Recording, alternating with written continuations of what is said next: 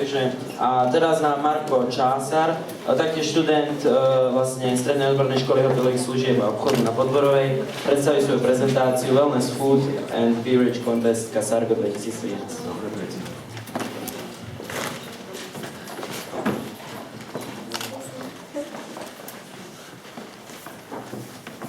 Môžem začať. Ja vám všetkým prajem príjemný pekný deň. A moje meno je Marko Čásar a v dnešnej prezentácii by som na niečo povedal o súťaži, ktorá sa organizovala v talianskom meste Casargo, ktoré sa nachádza v Alpách, ako môžete vidieť na obrázku. A názov súťaže je Wellness Food and Beverage 2013. Súťaž pozostávala z 3 súťažných dní, počas ktorých sa hľadal najlepší wellness tým za rok 2013. Ako sme sa dozvedeli vlastne o tomto projekte?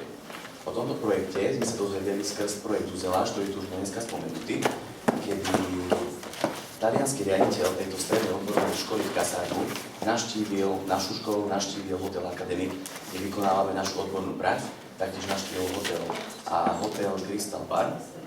A pán Čelka ešte nie. A ja som veľmi rád, že som mal fakt tú príležitosť obsluhovať týchto Talianov, pretože to boli naozaj milí ľudia. I keď aj angličtina bola taká lámaná, teda sme sa dorozumeli, ale spriatelili sme sa a ja som veľmi rád, že som sa mohol niečo naučiť o kultúre stolovania. Zistil som, že nenávidia pizzu s kečupom a že ku každému chodu okrem dezertíku si dajú nejaké to pečivko. Naši protivníci na tejto súťaži, ktorá sa uskutočnila, ako som už spomenul, počas 3 súťažných dní, boli Francúzi, boli Lotyši, boli Poliaci, boli 2 týmy z Talianska, 1 tým z Maďarska a 3 týmy zo Slovenska. Súťaž bola organizovaná v tom štýle, že každý súťažný deň vystúpili 3 týmy a ja som naozaj rád, že náš tým zo Slovena sa účastnil v tejto súťaži až druhý súťažný deň, pretože počas toho prvého súťažného dňa sme mohli pozorovať tie prvé 3 týmy, odkúkať nejaké tie chybičky, uvedomiť si, kde sú naše silné stránky, kde musíme zabrať, kde máme také svoje medzery. Pán Čelka, vráťte to prosím vás. V tomto slajde môžete vidieť 3 obrázky. Tu naľavo, to je jedno dievča s okuliarmi, to je dievča z francúzskeho týmu. V spodnej časti môžete vidieť malú, asi má 15 alebo 16 rokov Talianku, ktorá obsluhovala práve stôl, kde ja som mal tú príležitosť byť ako host. A v tomto momente nám prezentuje víno a musím povedať, že sa aj klepali ruky, nebolo nič rozumieť, bála sa hrozne. Ale pre mňa najzaujímavejší tým boli 2 dievčatá zo Šamorínu, pretože súťaž mala názov Wellness, čo znamená ľahké jedlá, drinky s minimálnym množstvom alkoholu. A oni namiešali samozrejme alkoholický koktejl. Aperitív bola hruškovica alebo slivovica, následne 3 druhy vína, pivo dali hosťom a všetko to ukončili becherovkou. Čiže hosti doslova opili. Môžeme pokračovať samozrejme. Tu ako môžeme vidieť, vybral som 3 dokázky s jedlami ostatných tímov. Naľavo je mesto Como, ktoré sa nachádza v Taliansku. Toto bol práve volený Prešov alebo Šamorín, už si nie som istý, ale chcel by som podotknúť a ukázať vám dezert mesta Como v Taliansku. Podľa moderných gastronomických trendov na tanieri nemá byť nič, čo sa nedá skonzumovať, žiadna nekonzumovateľná dekorácia. Ako vidíte, oni tam dali troška tej trávičky, oni tam dali donútra takéto pozlátko a dezert bol tam kúsok čokolády, bola tam šláčka a na spodu bola hrozne tvrdá hruška a na toto všetko nám dali iba lyžicu. Kamarátke, ktorá taktiež sedela pri mne, sedela so mnou pri tomto stole, sa podarilo ten pohárik rozbiť.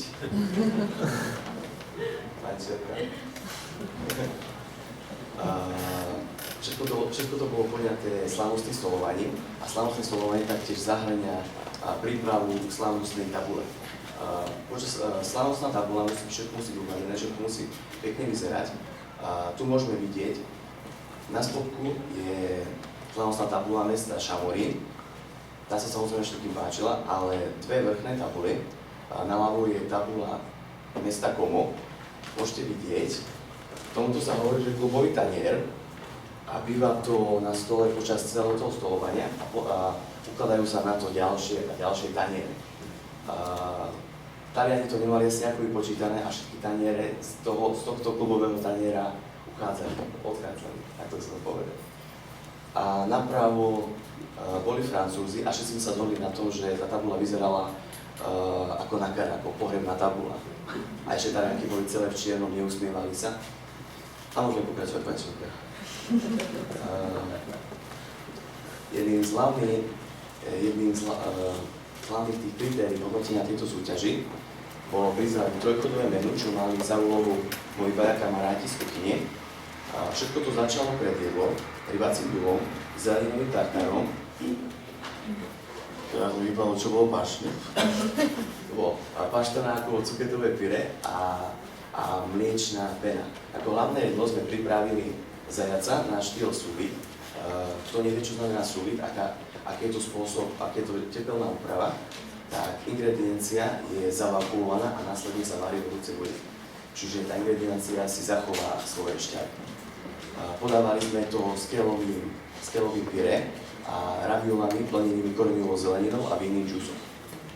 Ako dezert, čo sme si mysleli, že je náš najväčší trhák, sme vybrali orechovo-hruškovú štrúdlu s polievočkou čiernych rybezlí. Takže bolo to také jednoduché, ale vybrali sme k tomu úžasné víno a naozaj sa to doplňalo, že sme si mysleli, že získame nejaké ohodnotenie aj za tento dezert. Pán Čelka, ste rádi? Naši kuchári mali 4 hodiny na to, aby pripravili toto menu a už ako to bol spomenutý, pán hlavný kuchár Luigi Gandola, ktorý bol organizátorom celej tejto súťaži, ktorý vyštudoval túto strednú odbornú školu. Napravo môžete vidieť môjho kamaráta, ktorý sa tvári, že niečo rozumie, ale musím na neho povedať, že po anglicky absolútne nič nevie, čiže len pritakávam. Obrázok naľavo, ale neviem, čo by som vám k tomu povedal.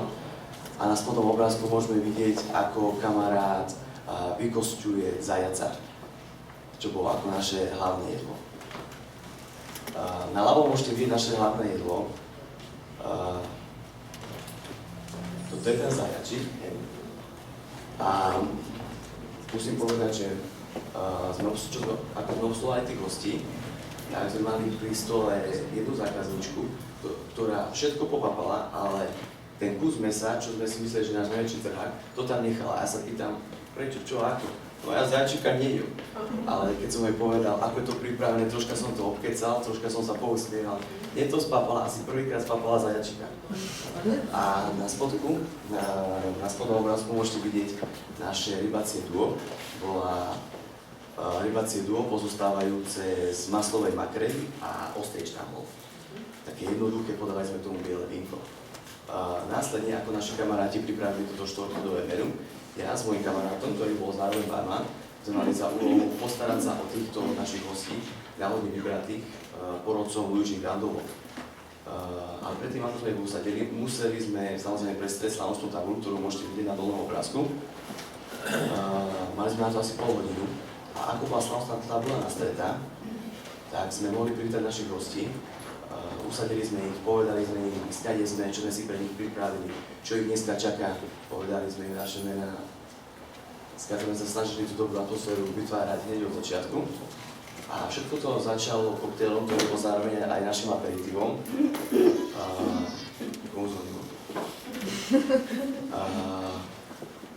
Aperitív, zároveň aj koktejl sa volal Bella Ragazza.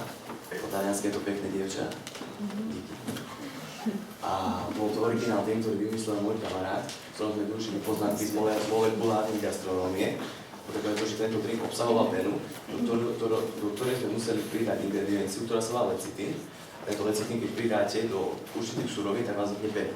A túto penu sme použili ako dekoráciu na tento drink. Musím povedať, že drink bol naozaj vyvážený, drink bol taký osviežujúci, pretože téma bola veľmi znepokojivá alkoholu ako šamorie, hej. A bol osviežujúci sladko-kyslej chuti. Drink sám o sebe, tá tekutina bola sladká, ale tá pena bola limetková, i keď mala ružovú farbu. A toto hrozne dobre doplňalo. Na prvom obrázku môžete vidieť náš stôl, ktorý si mohli ostatní účastníci tejto súťaži prezerať počas celej tejto súťaži. kde sme mali možnosť vystaviť naše národné produkty. Vystavili sme samozrejme vína, ktoré sme prezentovali a podávali našim hosťom. Samozrejme sme spravili veľkú reklamu v našej škole, pretože pani riaditeľka nám nabalila všelijaké možné suveníriky, kľúčenky. Také boli všetci radi, keď sme tu porozdávali. Každý má veci zadarmo. A samozrejme, oštiepky sme doniesli, brinzičku, takéto veci. Všetci, čo chodili okolo našich stolov, akože povedali sme, aký je to sír, ťažko sa to prekladalo. Každý ma najviac zaujala demenovka, borovička, slevovicu sme tam mali, keď videli, že 50% alkoholu, že chcem ochutnať. A potom, ako sme namušili tento koktejl, manželka, môžeme pokračovať, a sme mohli ukázať svoje zručnosti pri otváraní vín. Mali sme biele víno, ktoré sme podávali s tým rybacím dvom. Následne sme ukázali dekantáciu červeného vína, čo sme boli ako jediní. Ostatní len otvorili to víno, naliali, ale my sme sa s tým snažili tak vyhrať. My sme spravili všetok postup, ako má byť, naliali degustačnú dávku hosťovi, ochutnali vín, pozreli do svetla, čo ako, či vín to je v pohode. Myslím, týmto sme zaujali, ale čo sme nečakali, tak náš najväčší trend bolo naše dezertné víno, Čierna hviezda, ročník 1999 z malého vinárstva Valenta. A toto víno je vyrobené z čiernych rybezlí. A toto víno tak, bolo súčasťou tej polievočky pri tom dezerte. A musím povedať, že keď sme toto víno otvorili a naliali ho, je to dezertné víno, čiže nemôžete toho piť veľa, lebo na budúci deň zle bude s vami. A my sme to naliali jednému pánovi, jednému Talianovi, ktorý vlastnil firmu na výrobu biovína už po niekoľko generácií.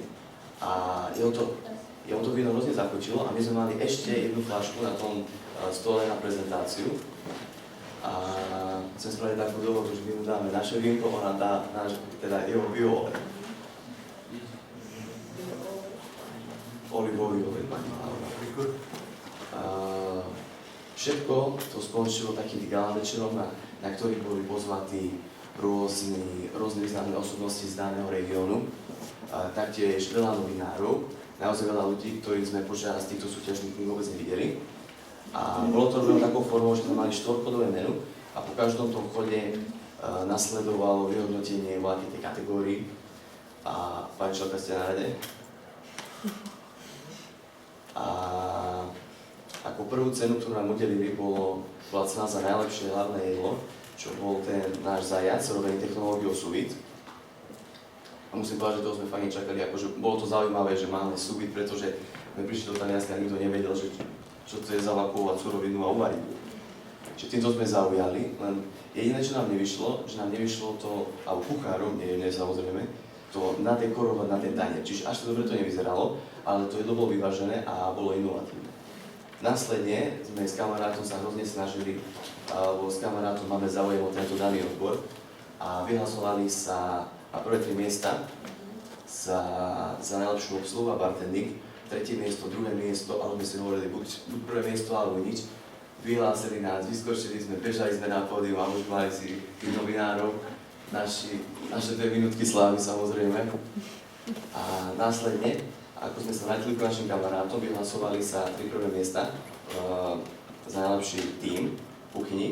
Zase tretie miesto, druhé miesto, nič. A sme si mysleli, že tá nervozita troška opadne, už keď máme my tú cenu s kamarátmi, že budeme sa, že náhodou, ak by kamaráti niečo nezískali, tak sa nebudeme smiať do konca roka, že my niečo máme, vy nič.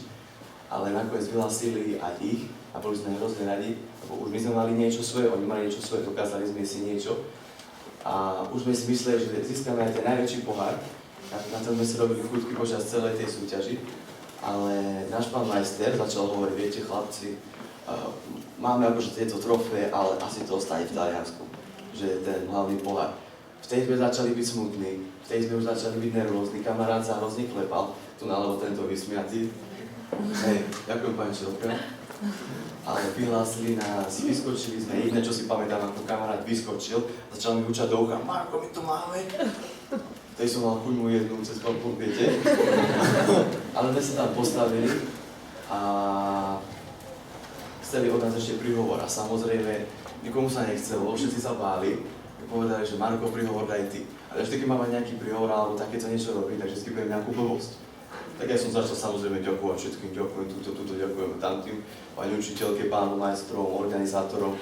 A potom som mal 100 chutí povedať, volačo Talianov, chcel som im podpichnúť a dobrú chuť a užite si pizzu s kečupom, lebo oni nadávali na to hrozne. Ale som tam spoznal jedno dievča, asi všetci robili srandu, že to je moja nová frajerka, niečo také. A ona tam tak stála a ja som začal a ďakujem svojej novej frajerke Kiare. Tá začala byť červená a vynadala mi hrozne následne. Všetci začali tlieskať. A máme tam ešte niečo, pani Čelka?